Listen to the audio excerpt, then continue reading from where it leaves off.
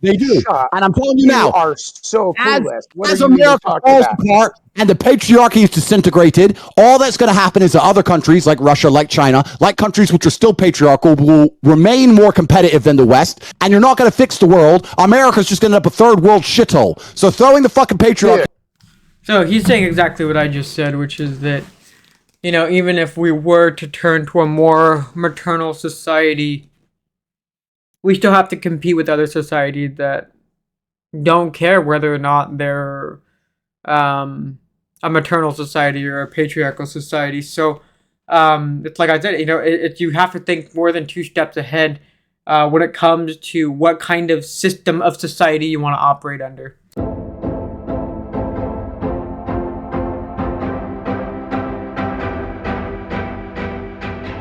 What is happening, my friends? I am doing the first ever Better Happen Daily reaction video. The whole point of these types of videos will be to learn from motivational speakers, controversial figures, and ideologists of different cultural and you know, intellectual backgrounds, just to see what we can learn from them and how we can develop our own philosophy on life. So if there's somebody you would like to see me do a reaction to, or if you like these kinds of videos in general, let me know and I will do more of them. This was a lot more work than I was expecting. So let me know if this is what you want to see more of. So without further ado, let's get this going. Don't believe in depression. Don't message me about depression because I don't believe in it. If you're asleep in your bed in the middle of the night and you hear a noise and you believe in ghosts, now you're afraid. But if you don't believe in ghosts, it's the wind and you go back to sleep. You give the ghosts power by believing in them. Your house is only haunted if you believe in ghosts. Belief is a powerful thing. If I were to stand in front of you and I were to tell you that I could punch you as hard as I can in your sternum and I could fracture it and send a splinter into your heart, would you allow me to try? You wouldn't, because you know I believe I can. I believe I can hurt any man on the planet, and that's why people are afraid of me. And you believe depression is a crippling disease, and that's why you're afraid of it. What would you do That one's hard to process. So what I interpret from what he said there is, when you live in the paradigm of, you know, being focused on your feelings and your emotions, which makes sense. And I'll speak from my own experience. I have no credibility when it comes to the psychological effects of mental illnesses like depression, anxiety, or bipolar. None of that. But what I can say is, for me personally, when I delved into learning about, you know, depression and anxiety and all these sort of things, I would argue in a more surface level, like even reading a couple books on depression and anxiety doesn't really make me an expert. Is that I found myself more in tune with my emotions, and so if I was feeling, you know, sad, that could spiral into something that would resemble depression. I have been diagnosed with depression from a doctor from a few past experiences, but one of the things that I had to learn for myself was that, you know, number one is you have to decide for yourself at what point is it enough, right? So the paradigm you live in when you are feeling that way, it's completely valid because that is your worldview. That's everything goes through that filter of depression or anxiety or whatever it is. And so I see what he's saying. Now, is it 100% valid? Are there kind of holes in that? Yes. But he's just saying it in a way that's provocative. And I think it's said in the right way that the people who need to hear it in that way will hear it. And it'll be a benefit to them. And I think he says it in a way that if you don't like the way he says it, it won't harm you. But yeah, like if you find yourself living in that paradigm of depression and where you're convinced you have it, that's often how you're going to feel. And so I'm not saying that you should just get over it. Rather, I am saying there is going to be a point in your life, if you do have depression, that you have to tell yourself, okay, I think I'm ready to move on. Or, hey, I think I'm ready to get fixed. Because at the end of the day, nobody can tell you what to do. Nobody can command you to do something. You just have to kind of decide for yourself if that's what you want. Would you be with me if I'd slept with over 50 men? Don't ever get yourself to that point where that's a genuine consideration. Please. There's no circumstance or situation in which anybody that sleeps with that many people is mentally okay. This planet, there is someone who is your age, may look a bit like you, who was just given some bad fucking news. Either they were just given a cancer diagnosis and given 2 weeks to live, or the police just knocked on the door and said, your family's dead. Yeah, a cement truck ran them all over. They're splattered all over the road. My family? Yeah, all of them. I guarantee a bomb in Syria or a chemical attack in Yemen. There's someone your age who's just got given some bad fucking news. And if you were to sit there and explain to them your problems, they would swap lives with you in a heartbeat. And this is what most of you motherfuckers don't understand. You're not grateful for what you have because you don't understand and don't anticipate that there's someone out there who would do anything to have what you have. I'm not even talking about me with my Lambo and my beautiful women and all my shit. I'm talking about just a normal, safe life where you can watch Tate speech YouTube videos and no one's gonna bomb your house. There are people who would do anything to trade with you. And if you were to sit there and try and explain to them all your problems, yeah, but you don't want to, I'm depressed and I have no girlfriend and it's hard to make money and my life's hard, and you were to tell them all your stupid reasons that you don't like your life, they'd sit there and listen to them all and go, okay, yeah, no problem, let's swap. And they'd sign on the dotted line. Some child is out.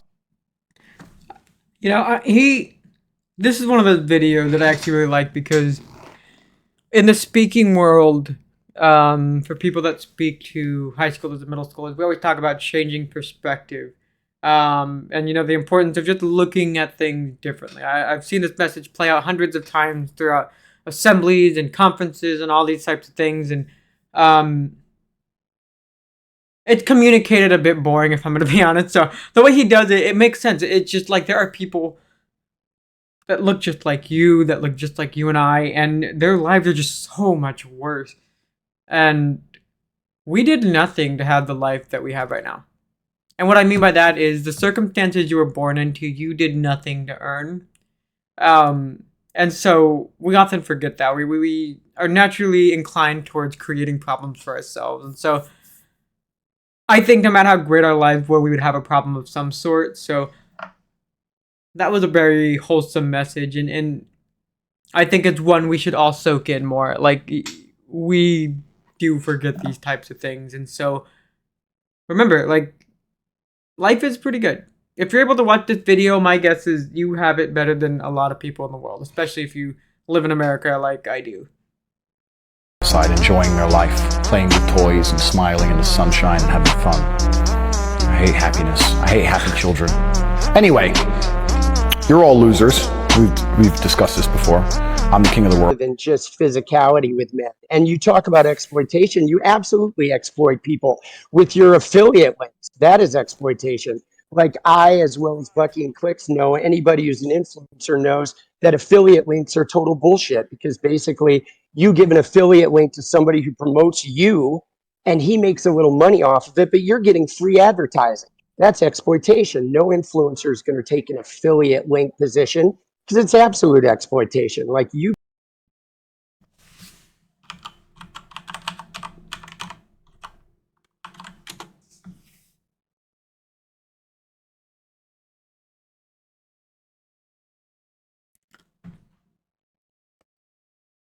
So I looked up the definition of exploitation just to make sure I have a concrete understanding of it. I mean, the act of treating somebody unfairly in order to benefit from their work. The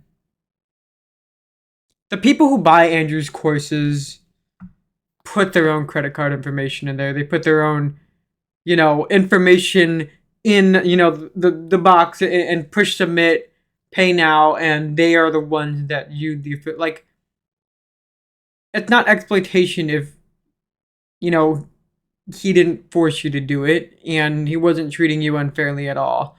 I think he's a little out of hand. And so I don't see it. Like, I've done a fair amount of online courses myself. I've probably invested thousands of dollars on online courses. and they're useful. But the thing with the online courses is you do have to, you're all on your own. You don't get, it's not like going to college and getting a degree. You don't get a piece of paper. It's just skills, it's knowledge, it's wisdom and insight that you gain that you have to proactively go out and use yourself. So it's not exploitation. Yeah, no. Never in human history, in any single civilization, in any single empire across the history of Earth, have men been celebrated for their weakness. Ever once. It doesn't matter if you were an Aztec or the Mao dynasty, from China all the way to South America. In every single history book you can read, men who were respected and men who had stories written about them were written about them because they were strong. Weak men have never been respected. Weak men have never mattered. For you to come along and say, I think it's okay to be weak is fine. That is your initiative. That is your decision. But the reason Yeah, he's right. Like if you're a dude, no woman or girl is gonna like the fact that you're weak, physically or emotionally. And I've had my fair share of problems in that regard. I work on myself in that sense. But just weak men aren't respected, and I it's harsh to say, but the world is very cruel to men that fail, as it should be. And that's a really bad thing to say, I know. Being in a motivational speaker kind of role for schools and stuff like that, like, I want to be as motivating and as inspiring as possible. But one of the things that motivational speakers tend to fail at is they don't get down in the nitty gritty enough. And like, that's what he's doing right here, is he's basically saying like you can go out and be in touch with your feelings and go out and, live your best possible life that you could live. Let's just say that. But it's like, to live a life where you're respected, you have to be strong. You have to have that grit, that kind of like mindset of discipline, of honor and confidence and skill. So like, he just kind of keeps digging a hole for himself. I don't like it. It's just I'm not charmed nor persuaded by him, But like Andrew, like when he talks with conviction, I'm very much like, yeah, no, you're right. Like regardless of whatever I've been through in the situations I'm in, like he's right. one more thing. All right. If me and you were to stand side by side in front of 100 women, in front of 100 fucking police officers, 100 fucking enemies who want to kill us, whatever it is, they would all choose to fuck with you before they choose to fuck with me. Because they'd look at me and I have a certain status and a certain presence which comes from my physical stature. Not just because of my capability, but because of the things I've gone through to become this physical. There is, whether you're a male or a female, like if you're fit, there is a sort of essence that comes off of you. Like it's like when somebody who is built strong and then like genuinely in shape, like you can tell, and it's like the way they carry themselves, their demeanor, everything about them just kind of exudes that. And so I get what he's saying. Like he's totally right. On top of that, like the pink hair, the Britney shirt, like it just doesn't help him at all. So yeah. Specimen of man, they know I'm not the kind of guy who you really want to mess with. They look at you and go, he is a victim, because that's what you look like, my friend, and that is your own choice. See, that's just it, though. The only reason they would choose you in that element is because of the patriarchal fucking male-dominated society. Here that we fucking go. Here we go. All right. Here's the deal, Andrew.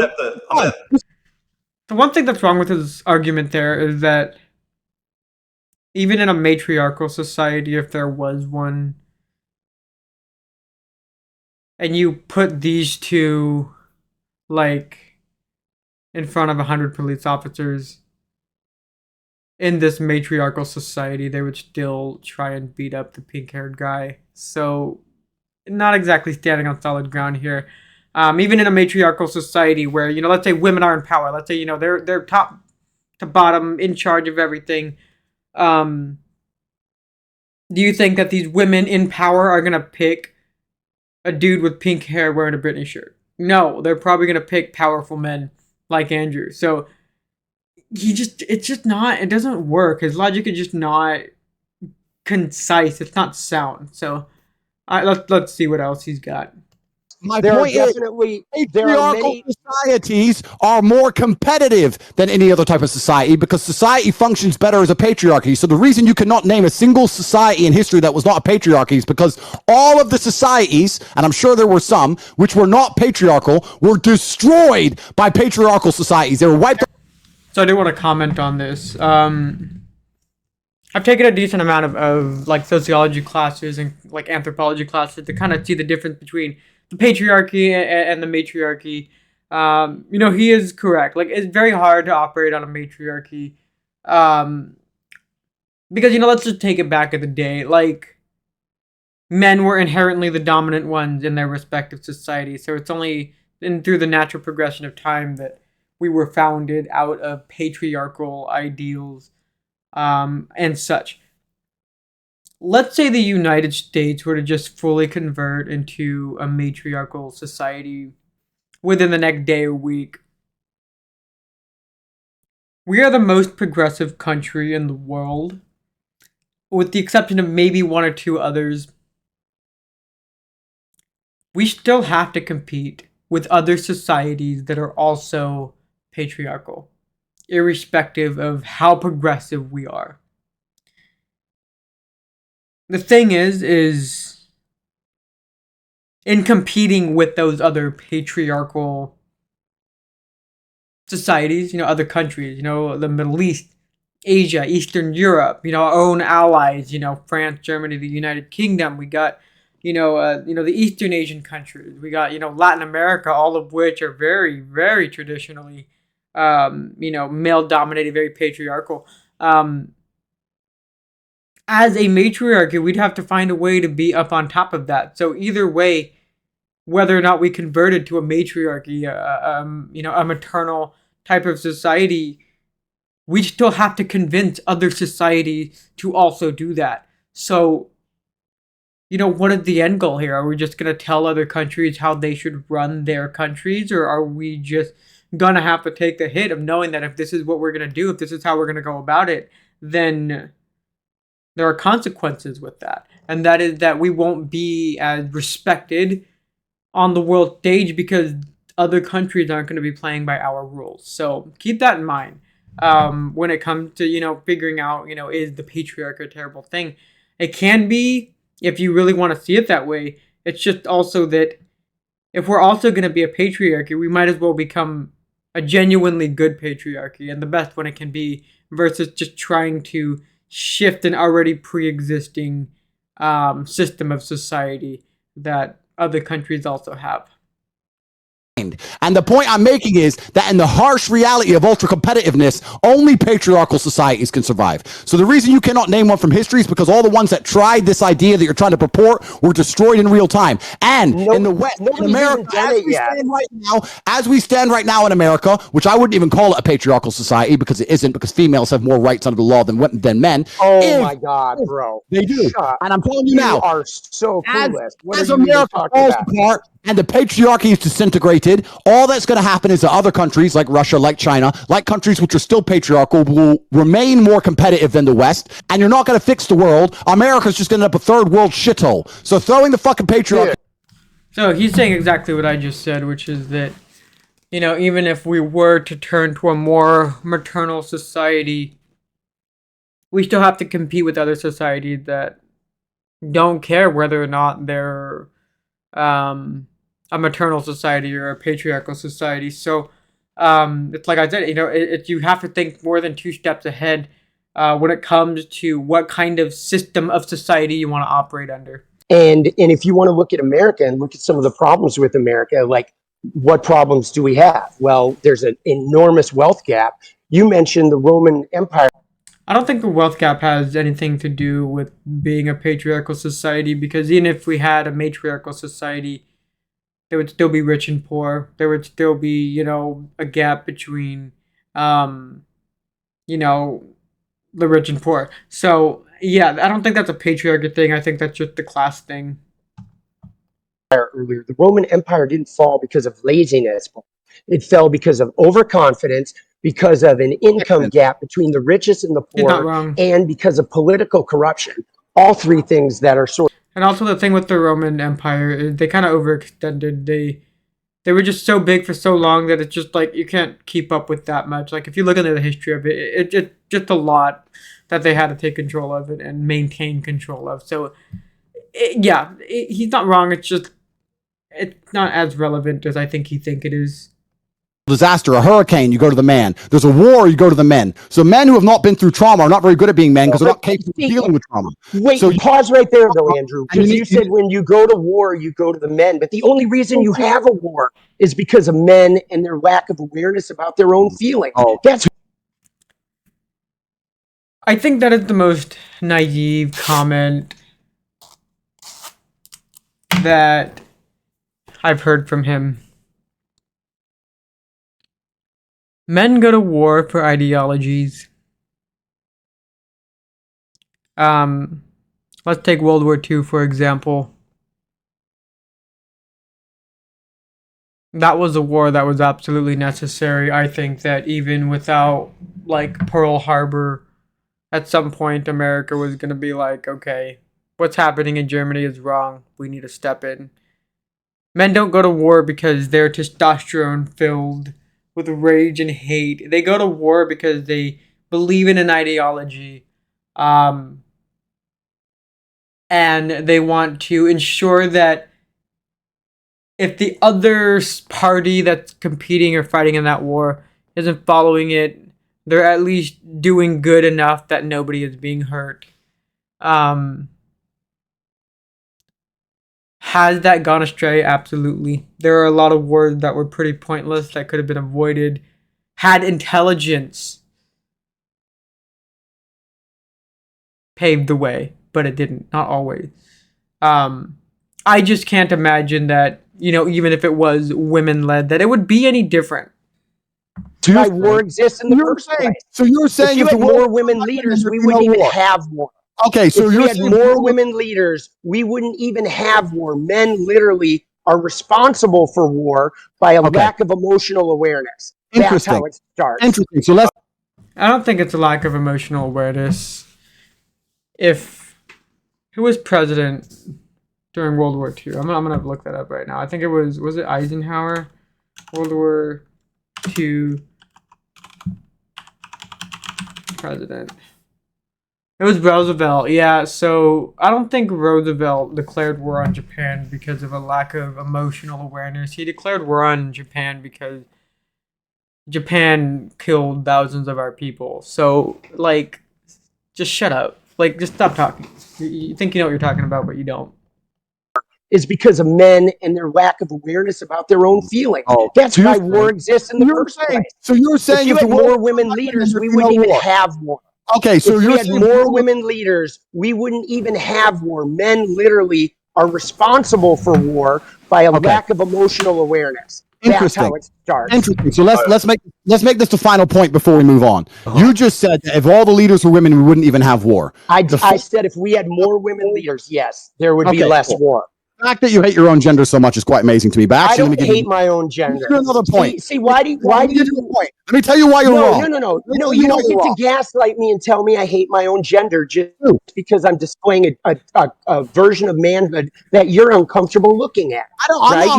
I'm uncomfortable looking at that version of manhood, if I'm going to be honest. I absolutely not really love women. I have nothing against women. I believe women are the most precious things on the planet. They create life. They should be protected. They should be provided for. I would never let a woman pay for a bill. If someone touched any of my women, I would stand up against 10 men by myself and risk my life to protect her. I believe that women are beautiful creatures. I just don't think that they're as emotionally calm as men in stressful situations. I don't think they can fight like a man can. And for the same reason, I would never drop my children in an all-male nursery. I think that's strange and weird. I would only drop them in an all-female nursery. Women do certain things and men do certain things. And we live in a world now where the whole idea of the roles has been conflated to the fact where if I come along and say women are better with children and men are better at fighting, I'm somehow fucking sexist when it's clearly true. There's nothing wrong with stating the facts. It's the truth.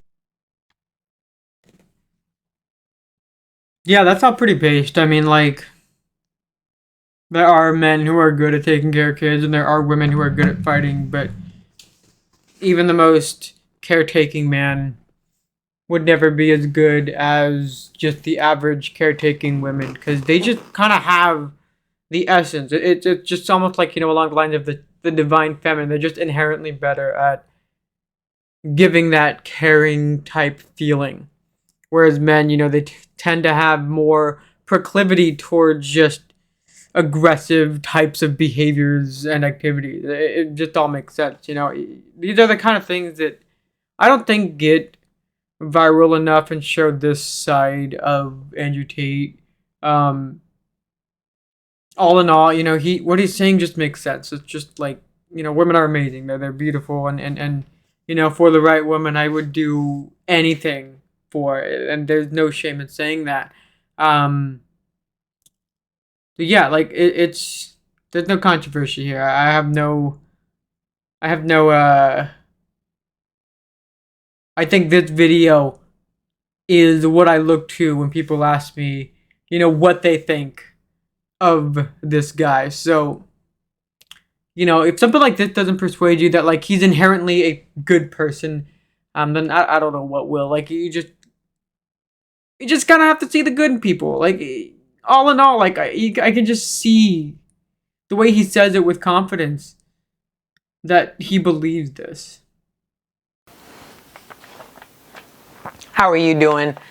So, that was the first ever Better Happens Daily reaction video with Andrew Tate. There was a lot more content of Andrew that I wanted to look at, and I actually recorded but he just has so much that I might have to do a second part, or we might have to come back to that later, because there's just so much content of him.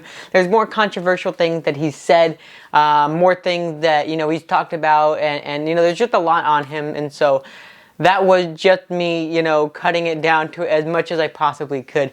But with that being said, I still think there are very important takeaways that we can learn from just what we've observed. And number one, I think one of the most important ones was just the idea of don't be so weak. Like, one of the things that I've noticed is, especially in our culture, is we are very, very quick to be vindictive and condescending. And I do see that as a kind of form of weakness, and I think it stems not from weakness itself, but from compassion that gets interpreted as a form of weakness. And so that's one of the things that I take away, at least from the videos that I've selected. You know, go out and be a strong individual. I'd rather you be a strong individual than somebody who, you know, is so weak that they sit there offended by everything and just fuming in anger about the smallest things people say, when, you know, there's a lot more that people can offer that you don't have to necessarily get offended by. You can actually learn from people you disagree with if you just took the time to sit and listen. Number two is show conviction. Whatever it is you're talking about, you have to actually believe in what you're saying. And so from what you saw, I think you saw that Andrew believed in what he's saying, and that's very important. Wherever you go in life, you need to show conviction in what you do and in who you are.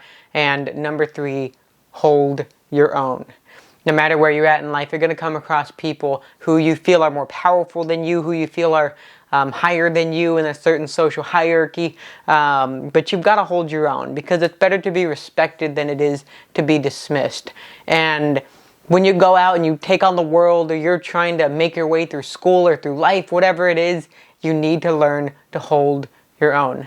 With that being said, those are my main takeaways. If you've learned something else from these reactions or from anything that I've said, please let me know. If there's somebody specific you want me to do a reaction of, let me know, and I will get to that as soon as possible. With that being said, I hope you enjoy. Please remember to like, subscribe, and share this channel with anybody you please. Hope you have a wonderful holiday season. I will catch you next time. Peace.